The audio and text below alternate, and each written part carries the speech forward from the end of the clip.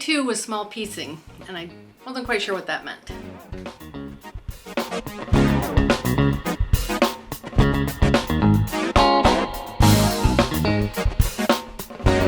Hey, this is Carrie with Canary Quilts, and this is week 4 of the 30 days of Improv Quilt Along. And we are on day 2, and this week we're working with curves. It's kind of obvious. And the first day was just get used to them. Second day was work with smaller pieces, and I wasn't sure what that meant, and I'm still not quite sure what that means.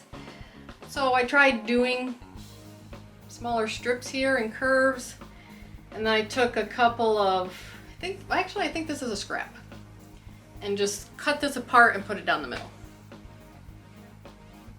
That's what I ended up with. Am I happy with it? Yeah. Did I have fun doing it? Yeah, I did. I don't think it's my greatest block. I don't think it's my most creative block. But it is getting me used to curves. I'm getting used to, putting how to cut the curves out so they match and how to sew them together. And I feel like I need a bigger block to really get the effect of the curve out. Maybe I just haven't figured it out, I don't know, but I feel like this is kind of a small block. But anyway, here's week 1, which is rectangles and squares. Week 2 was polygons. Week 3 was triangles, and next week I'm going to put it all together. If you're new here, hit the subscribe button, notification bell. You can get notified as I finish these blocks. You can watch the previous ones, and you can watch next week when I put it all together. And all the other fun stuff. I just had a great box opening yesterday, so I can link that above too. That was fun. But anyway, let's get started. Okay, welcome to week 4, day 2 of our 30 days of Improv Quilt Along. Week 4 is working with waves or curves. And yesterday was just cutting some curves and sewing them and getting used to them. And this was my leftovers. So I picked 2 new colors for today, and then I'm gonna, I think, maybe utilize my leftovers to possibly work in this. I'm not exactly sure what direction I'm gonna go into, but today it said to work with smaller curves. I don't know if I know what that means. Maybe just smaller pieces doing curves. So let me just cut some fabric out of this. There we go. Set these 2 aside. So I've got these 2 pieces of fabric. Plus I have these also. So let's just make our first wave.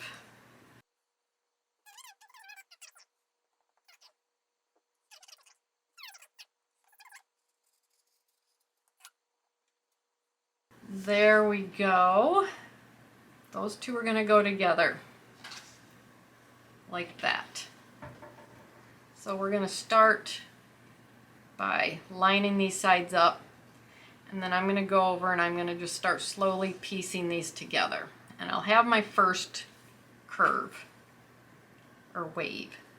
And then I will work from there. Hi, Snibbies. I think you're in the way.